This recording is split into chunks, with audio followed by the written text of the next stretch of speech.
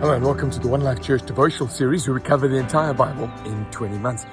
Well, today's chapters are Zechariah 9 and 10. Now, most commentators say that Zechariah wrote this in his old age as he was burdened looking at the lot of Israel and still the enemies that mounted up around them.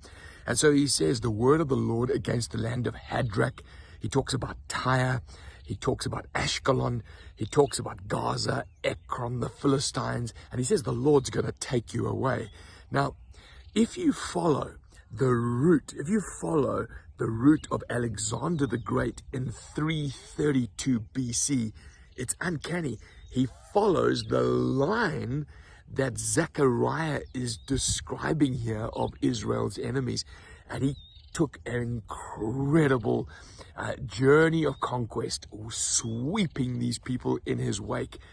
And so that is a prophetic description of God using Alexander the Great to deal with Israel's enemies. Then verse 9 says, "Rejoice greatly, daughter of Zion, rejoice, your king comes to you." Now this is a direct inference to the coming of Jesus, his first time, the coming of Jesus 2,000 years ago, lowly and riding on a donkey.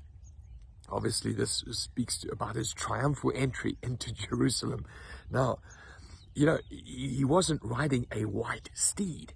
He was riding what was customary for royalty to ride in the coming of peace, which is in quite contrast to Alexander the Great on his great majestic steed coming in conquest.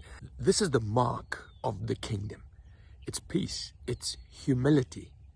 It's not pomp and arrogance. And actually, it's a theme we've seen right the way through the Bible. God looks at pride and he says, boasting, proud, self-promotion, that stuff, God doesn't back that. Anyway, if verse 9 is about his first coming, from verse 10 onwards is about his second coming. And we'll see that his territory is announced, his rulership over the whole earth is announced, and a great battle to end all battles. Now, you know, if you look at Islam, for example, Islam talks about jihad at the very end, and every good Muslim is called to arms. But that's not the case in the Bible. Jesus Christ sorts that battle out in the end. We never called to arm ourselves and go and usher in his final kingdom. And that's made very clear in these last chapters. And it says here, the Lord their God will save his people like a shepherd saves his flock. Jesus is coming in to wrap things up at the very end. Now, Zechariah chapter 10 starts like this: ask the Lord for rain in the springtime. And he says, because many are running around. Verse 2 says, diviners are giving you false visions, false dreams, and leading the people astray. And he says in verse 3, my anger burns against these false leaders who lead my people astray. And he says, from Judah will come the cornerstone. From now on, he's talking about Jesus here. Jesus is the cornerstone. From him, the tent peg. Tent peg holds the whole building together.